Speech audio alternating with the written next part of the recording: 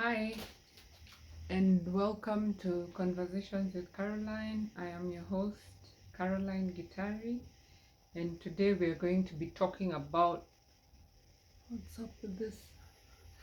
We're going to be talking about stress and burnout. Have you or someone that you know ever felt overwhelmed, like you're constantly juggling too many tasks with no time to yourself?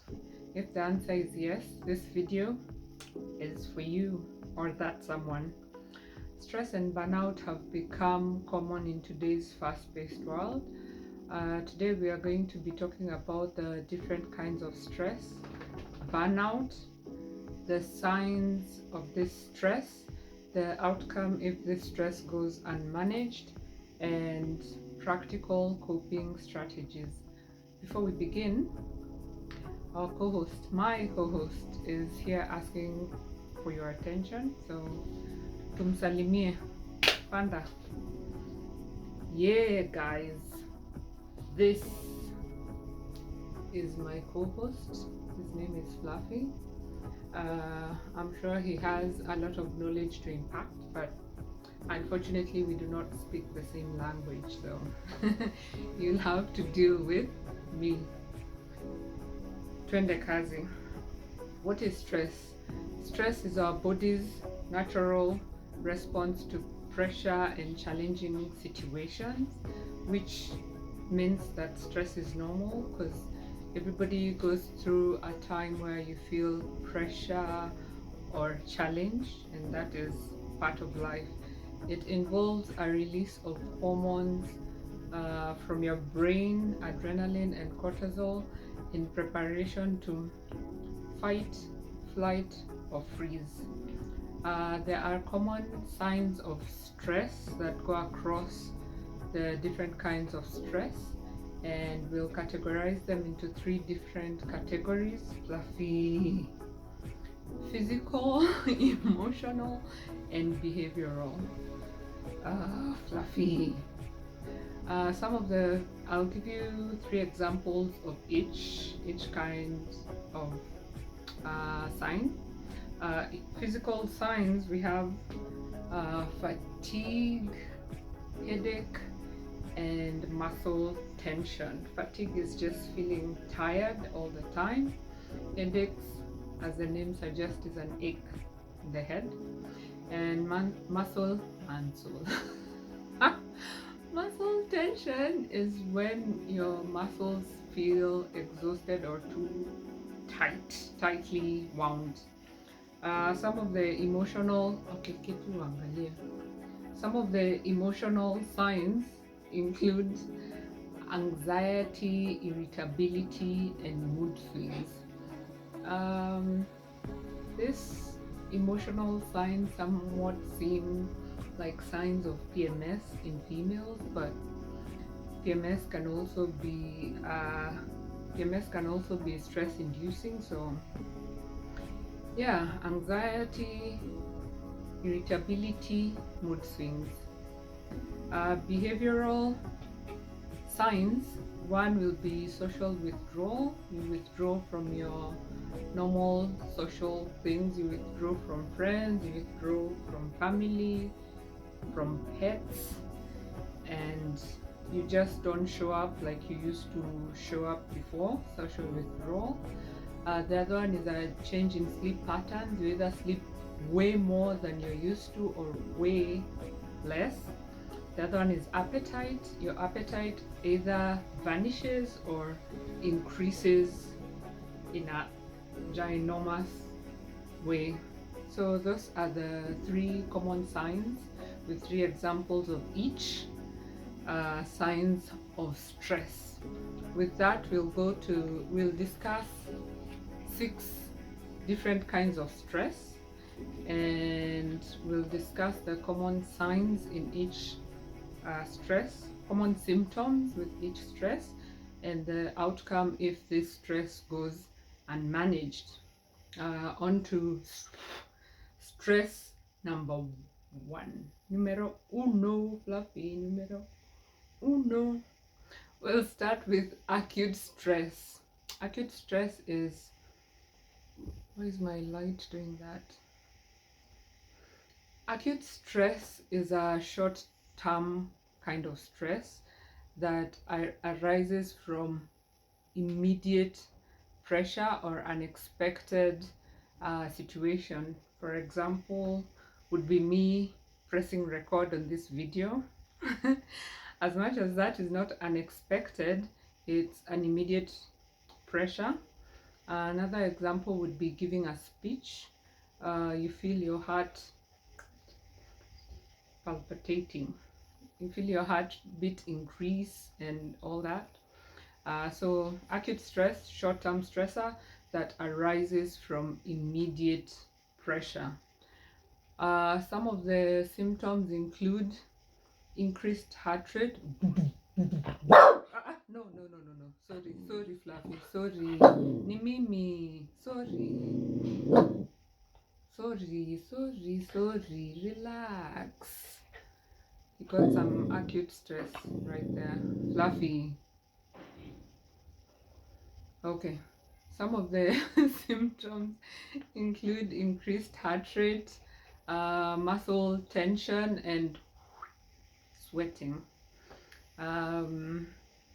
The outcome of this stress, if it goes unmanaged, okay, most of the time it usually subsides quickly, and sometimes it motivates us to act. So acute stress can be termed as short term, and it could be a positive kind of stress or a negative kind of stress depending on how it goes. Some of the outcome, if this stress goes unmanaged, it could lead to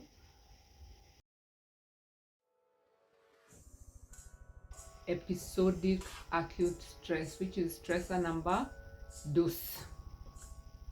Take 2. Episodic acute stress. This arises from frequent episodes of acute stress due to either your lifestyle or your personality traits. This goes to show that it cannot be helped, because it's either part of your lifestyle which you have chosen or which you found yourself in, or a personality which also is a part of you. Okay. Examples would be constant worrying or living in chaos. An example of how we could be living in chaos would be always being late for deadlines or frequent arguments all the time. Yeah, and this constant acute stress takes you to episodic acute stress. For example, if you're working, you found yourself in a new job and you're used to working under supervision, and you get a job that is on minimum supervision, and you end up always being late for deadlines for work, deadlines for yourself. You promise yourself to be posting your YouTube video every other week or one video weekly, and you keep missing those deadlines. It could lead to episodic acute stress. And if this stress goes unmanaged, it could lead to chronic stress, which is our stress number. Chronic stress is a long-term stress caused with ongoing pressure without relief or relaxation. Examples would include financial struggle, toxic relationships, demanding caregiving roles, etc. If you're going through financial difficulty or financial struggles and there's no relief, you could end up getting chronic stress. And some of the symptoms include persistent headaches, persistent fatigue, anxiety, physical health issues, for example, hypertension. Persistent fatigue, you sleep and you wake up feeling exhausted, you wake up feeling tired, your body is always not in the mood to do anything, you do not have the energy, you do not feel like it. And the thing to remember is chronic stress is where there's an intersection between mental health and physical health. Chronic stress, as we have said, could lead to hypertension, which is actually a disease. If this stress goes unmanaged, it can lead to, as the name suggests, chronic stress. It could lead to chronic illnesses or burnout. Burnout we'll discuss at the end of all the stressors, but keep in mind that chronic stress could lead you to burnout. Those are the three stresses. We go on to stress number Fluffy, please, please. We go to stress number 4, which is a good kind, which is the kind we all want. It's called eustress. Eustress is a positive kind of stress. It motivates us, it enhances our performance. An example of when you could get, or you're going through eustress, would be starting a new job. You feel excited, you feel giddy, you feel nice and a bit confused inside. When you're preparing for a competition, job wise or work wise, personal life wise, when you're preparing for a competition, the kind of stress you feel is called eustress. What are the symptoms of this stress? Oh, my co-host is such a headache. Some of the symptoms come here. Good boy. Some of the symptoms include increased focus. Because you're preparing for a competition, you are hyper vigilant, you're hyper focused. Not hyper vigilant. Because you're preparing for your new job or preparing for a competition, there's increased focus, there's excitement, you're looking forward to seeing what new things await you, you're looking forward to your new pay, you're looking forward to the new environment, the new people you're going to meet, and it's a tingly kind of excitement. So increased focus, increased excitement, and improved performance. You want to do your best, be your best. The outcome, this stress helps build resilience and personal growth. That's stress number 4. Stress number 5 is called distress. Distress is a negative stress. It hinders functioning and well-being. An example, it normally comes from loss. Examples would be job loss, illnesses. Okay, let me get my co-host up here. Panda. Okay. We've said it comes from a certain kind of loss, job loss, for example. Health loss, that would be getting health problems or persistent health problems, could give you distress. And divorce, that is also a loss.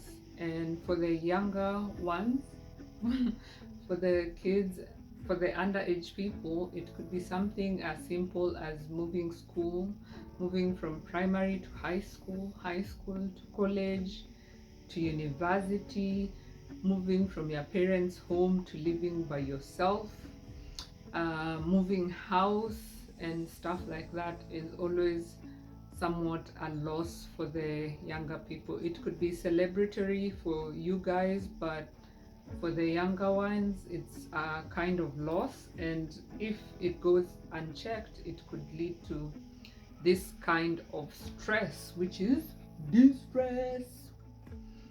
The symptoms include, as we have seen with the other kinds of stress, there's anxiety. I think we'll have a whole video for anxiety because it's also a huge topic. Anxiety, decreased performance, and emotional instability. You need to look out for this symptoms in the younger ones, in your kids, to see if they're going through these different kinds of stress. And with that, helping you manage your stress will help you be able to help the younger ones manage theirs.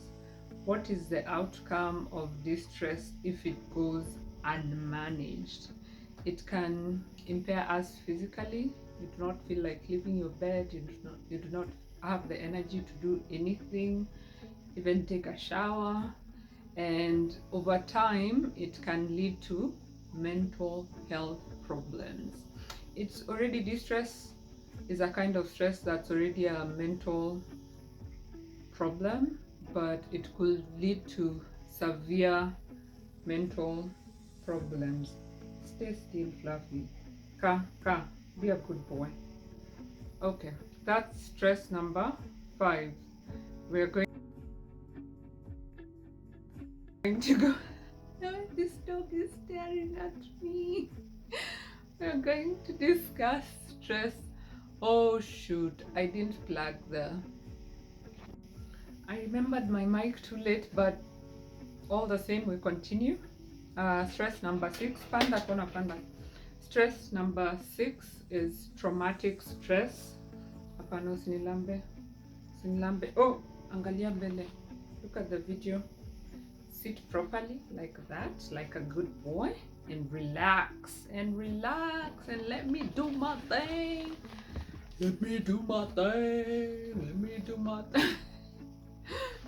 Traumatic stress.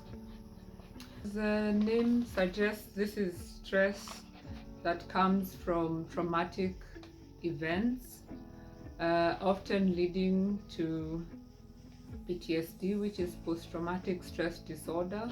Examples that could lead someone to experiencing this kind of stress would be surviving a traumatic event. For example, surviving an accident, surviving abuse of whatever kind, physical, psychological, mental, etc., or surviving a natural disaster.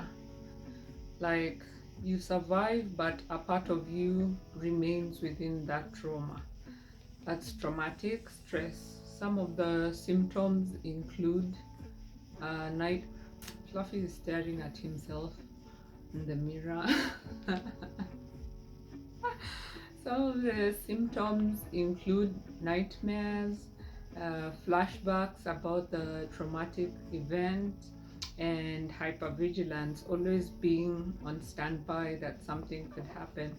For example, if you survived a bad car accident and you are the driver, it will take you a long time before you're able to go behind the wheel again. If you are not the driver, your mind will always take you back to the accident, and every time you get into a motor vehicle, you'll always feel like an accident is imminent. So that's traumatic stress. What is the outcome of this stress? As we said before, it leads to PTSD. Mostly this kind of stress, traumatic stress, requires professional therapy for recovery or for assistance to be able to process what is going on. So those are the 6 kinds of Fluffy, please, wacha nimalize. Those are the 6 kuja hapa. Those are the 6 kinds of stress. We've discussed acute stress, episodic acute stress, chronic stress, eustress, distress, and traumatic stress. I don't know what's up with this dog today.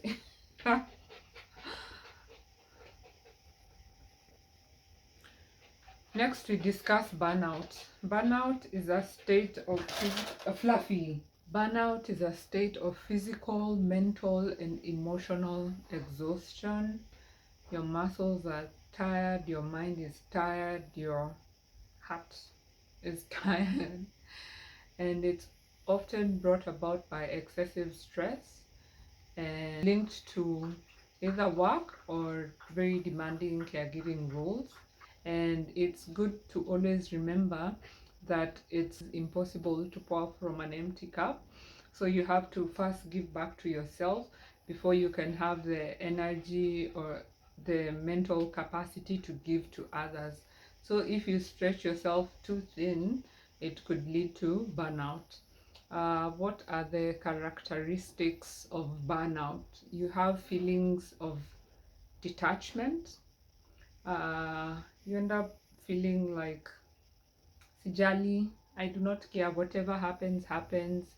I'm tired, I'm exhausted, I do not care what happens or what goes on. So feelings of detachment, you're detached from who you are, you're detached from your roles, work wise, person wise, to yourself, you do not give to. Excuse my language. It Another characteristic would be cynicism. Whatever you do, you feel that whatever you do is ineffective towards bringing change. So you do not see the need to put any effort towards anything. So it's a mindset of basically just giving up. The other one is you have a sense of ineffectiveness. Regardless of what I do, it will not change anything. You basically just give up and give out, and this is your body and your mind's way of forcing you to relax so that you can be able to come back to yourself and have the capacity to give more, because your cup is empty. You need to refill it before anything can come out of it. We've discussed stress, we've discussed burnout. Now let's discuss the daily stress management tips. I will give you a few, maybe 6 of my favorites, the ones that I use. Then feel free to give me a few of yours that I haven't discussed in the comments below so that we can help each other out. Stress management tip number 1 would be daily journaling, or journaling in general. You write down your thoughts and your stressors to declutter your mind, because when you're going through stress, your mind has like a jam, and keeping everything up there does not help you in any way, does not help you come to a resolution any faster. But writing it down helps you declutter the mind so that it gives you the mental space to be able to come up with solutions in a better, more constructive way. We use journaling for very many different purposes and to help us in very many different ways. But when we're using journaling for stress relief, normally you answer one question every single day or weekly or monthly. Um, the one that I normally use on a daily basis would be to answer the question, what today has made me feel stressed out? What during my day has overwhelmed me? And that in itself will help your mind coming up with what has stressed you or overwhelmed you, will force your mind to work around that, work through it, or come up with ways to cope with it when it shows up next time. And you could find your own question that could help you declutter your mind and help you relieve your stress. Um, that's journaling, number 1. Number 2 is physical activity. When I say physical activity, I mean just movement. Move your body. Move your body. Moving your body helps release the muscle tension we spoke about as being one of the common physical stress signs. And you could move your body through walking, you could move your body through dancing, you could move, you could walk, you could stretch, and that in itself, that body movement helps release the tension. Yeah, so that's physical activity.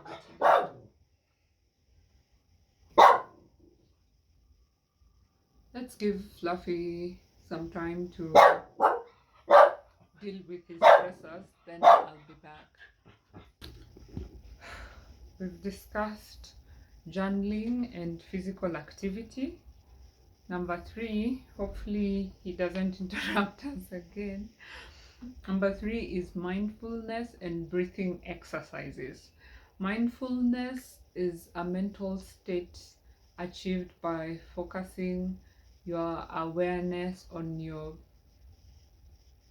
present moment while calmly acknowledging and accepting your feelings, your thoughts, your bodily sensation. Mindfulness is being in the present and being aware of how you're feeling, what you're feeling, what you're thinking, what your body is going through. That's mindfulness. So stress management tip number 3 is mindfulness and breathing exercises.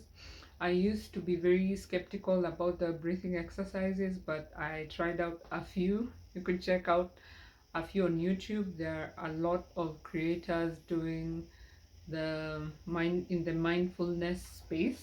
You could check them out. And the example I will give you about the breathing exercises would be back in primary school during physical education, PE. Before and after the class, the PE class, the teachers used to do a breathing exercise with us, and it used to involve your whole body. You used to breathe in as you lift your arms high and hold it, then breathe out as you exhale and relax. It helps center you and bring you to the here and now. Try out a few breathing exercises. Comment below on one that works for you and let me know about that. So that's number 2. Number 4, number 4 would be building resilience. Resilience is the ability to bounce back after something negative happens, the ability to go from a point of stressor or a point of negativity to back to a point of normalcy. So building resilience, and how can we do this? We can do this by creating a stress toolkit with relaxation techniques that work for us. Having, oh my goodness, the dog is about to spoil the video again. Okay, I'll just go on. Building resilience, we do this by relaxation techniques. There are many relaxation techniques out there. Try them out. There's some meditation apps on Play Store, on whatever store you're on. Find some meditation apps, try them out, see what works for you. So meditation and having a support system. A support system in essence would be the people around you that know you for you, accept you, and also call you out on your BS. They do not always just give you the thumbs up.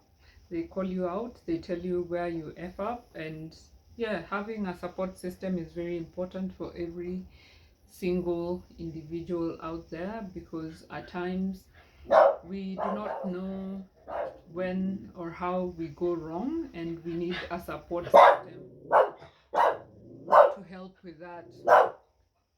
I think we'll need a few more hours before the dog. So, building resilience, relaxation, and having a good support system. Um, that's my tip number 4, stress management tip number 4. Stress management tip number 5 would be healthy lifestyle changes or healthy lifestyle choices. Under this, I'll discuss 3 different things: sleep, hydration, and diet. Sleep. It's not just how many hours you get to sleep or how you sleep or where you sleep. Sleep goes a long way. It goes beyond sleeping. You should respect your sleep space, have some sleep hygiene. Do not go to bed if you're not ready to sleep or relax. You should have your sleep area clean and aesthetically pleasing to you. If that is smell wise, if it is audio wise, if depending on what sensation is big for you. There's some people who sleep better with silk sheets. There's some people who sleep better with white noise. There's some people who sleep better with aromatherapy. So find out what works for you sleep wise. Respect your sleep space so that it can respect you back. And yeah, have the hours that you need to rest and relax. Do not go to bed if you're not purposefully going to sleep. Rest or relax. That's sleep. Hydration. Not enough can be said about water. Our bodies are more than 50% water, so taking water is giving back to yourself. Pause the video, kunywa maji, then join us back. I don't know if you can see my water bottle over there. I try to keep bottles of water near me so that I always remember to drink water. So kunywa maji, give back to yourself, and that is part of choosing a healthy lifestyle. Okay, sleep, hydration, and diet. Diet, I have discussed diet in all of my videos. I do not go into the nitty-gritty, but I said choose the colorful vegetables, choose a lean protein, but everybody's balanced diet looks different. We could both be going to the gym. One is going to work out to lose weight, the other one is going to work up to lean up to so our diet will look totally different. That's why I do not go into specifics while discussing diets. And also this marries mental health with physical health. Get to know what vitamins you're missing. You could do supplements. You could wake up, catch the sunrise, bask for the sunrise for a few minutes, and all that goes into balancing your meal, getting what your body needs, what your body deserves to be able to function better. So those are my my favorite 6 stress management tools. Remember to comment yours down below if it hasn't been discussed. If it has and you have something to add, tuambie. Let's help each other live more healthy lifestyles. Also remember to tell us, my God, it is cat mating season and the cats are making outrageous noises outside, and Fluffy feels the need to respond to every cat call.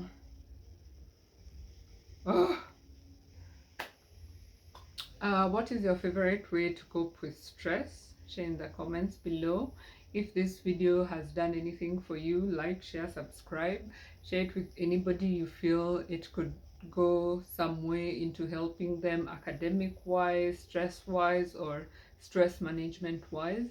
And with that, I will say it's the end of the video. I redid this video because the previous one, the video was bad, the audio was bad, and I would let it slide if it was just the video that was problematic and the audio was good, but they all had a problem, so I had to redo it because I feel it needs to get to a basic standard so that it can reach you guys and you can be able to share it in